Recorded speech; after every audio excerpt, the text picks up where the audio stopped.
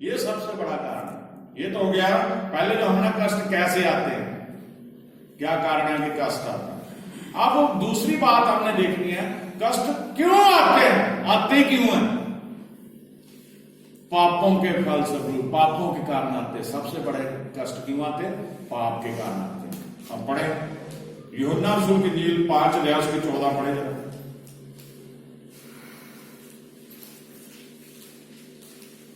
यूहन्ना 5:14।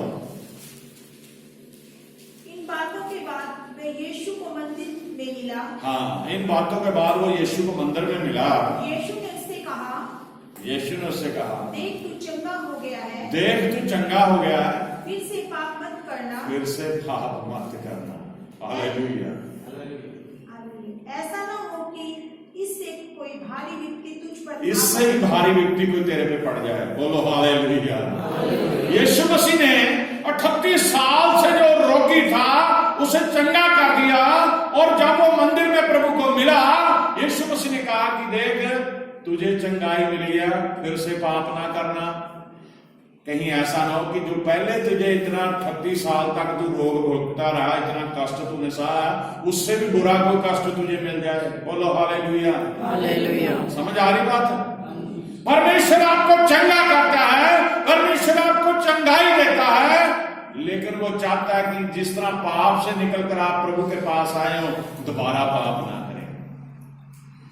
प्रभु यीशु मसीह का प्रचार ही बड़ा सौखा है। वो यही चाहते हैं कि इंसान पाप ना करे, गुनाह ना करे। यीशु मसीह ने स्पष्ट कहा कि वैद्य जो होता है अच्छे भलों के लिए नहीं होता, वो बीमारों के लिए होता है। डॉक्टर की जरूरत बीमारों को होती ना। यीशु मसीह ने कहा कि मैं पापियों को उनके पापों से मुक्त करने के लिए जगत में आया हूं। और जब आप पापों से मुक्त हो गए हो, अब जब आप विश्वासी बन गए हो, आपने पाप छोड़ दिए हैं, फिर दोबारा पाप ना करो, वरना पिछला जीवन से भी बुरा आपका जीवन हो जाएगा। बोलो हालेलुया। बाइबल में एक और, ये जैसे इस इंसान को 38 साल का बीमार था, प्रभु ने उसे चंगाई दे दी और उसे कहा कि पाप ना करना। पाप के कारण उसके जीवन में दुख आया था। अब गिनती की पुस्तक उसका 12 अध्याय उसकी 10वें पढ़िए, मरियम जो मूसा की बहन थी, वो मूसा के विरुद्ध कुड़कुड़ाई और उसे कोढ़ हो गया, लेकिन परमेश्वर ने उसके कुड़कुड़ाने के पाप के कारण से क्रोध हुआ था। मूसा की बेनती के द्वारा उसे प्रभु ने शिक्षा भी दी। हाँ जी, पढ़ी गिनती 12:10। तो वे बादल तंबू के ऊपर से उठ गया, और मरियम कोढ़ से हिम के समान श्वेत हो गई। मरियम कोढ़ से हिम के समान श्वेत हो गया, उसका शरीर कोढ़ी हो गई।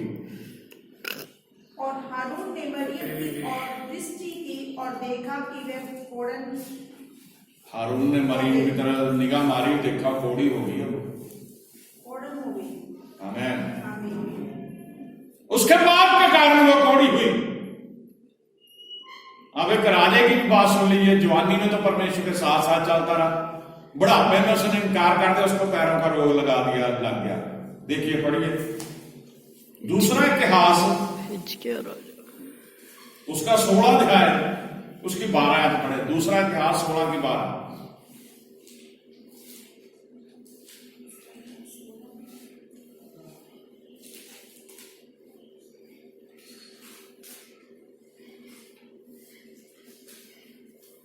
राजा आसा के बारे में लिखा हुआ है। अपने राज्य के 39वें वर्ष में आसा को पांव का रोग हुआ। उसे पांव का रोग हो गया। क्यों हुआ? जवानी में तो वो परमेश्वर के साथ चलता रहा, सुन लीजिए बड़े ध्यान से, लेकिन जब वो उम्र उसकी बुढ़ा होने लगा, उम्र बढ़ गई, तो वो परमेश्वर का इनकार कर दिया। परमेश्वर ने अपना हाथ उठा लिया, उसे पैरों का खतरनाक रोग लग गया, और वह रोग अत्यंत बढ़ गया। अत्यंत बढ़ गया तो भी उसने रोगी होकर यहोवा की नहीं, वैद्यों ही की शरण ली। परमेश्वर की तरफ नहीं गया, वो हकीमों के पास दौड़ने लग गया। उसे नहीं पता कि उसने पाप कर दिया।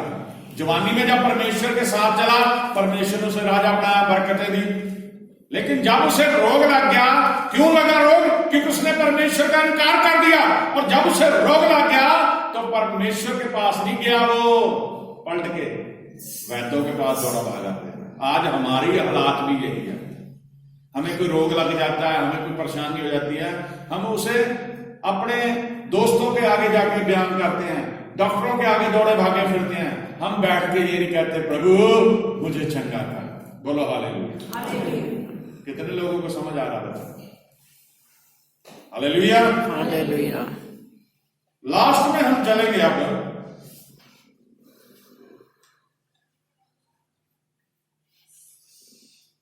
मसीह दुख भोग क्यों कष्ट हमारे ऊपर आते हैं, कष्ट क्यों आते हैं? पहली बात तो हमने पाप के कारण। दूसरा, कष्ट इसलिए भी आता है ताकि परमेश्वर का काम प्रकट हो। यूहन्ना रसूल की इंजील उसका 9 अध्याय उसकी 2 और 3 आयत पढ़ें।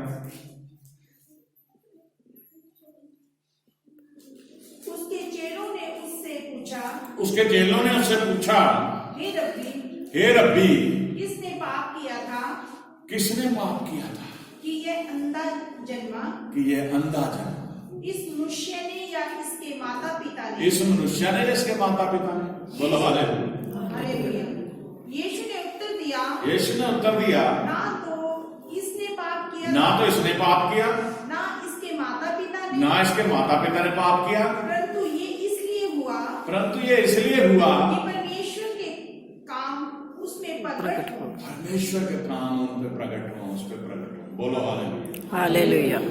जन्म का अंधा था।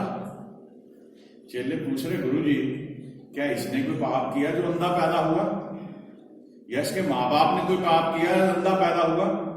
लेकिन यीशु मसीह कह रहे ना इसने ना इसके माँ बाप ने किसी ने पाप नहीं किया, बल्कि ये इसलिए हुआ कि यीशु मसीह के बारे में लोग जाने, परमेश्वर की महिमा प्रकट हो, जाने कि यीशु मसीह परमेश्वर है। बोलो हालेलुया, हालेलुया। यूहन्ना 11:4 पढ़ दो। ये सुनकर यीशु ने कहा, ये बीमारी मृत्यु की नहीं, परंतु परमेश्वर की महिमा के लिए है।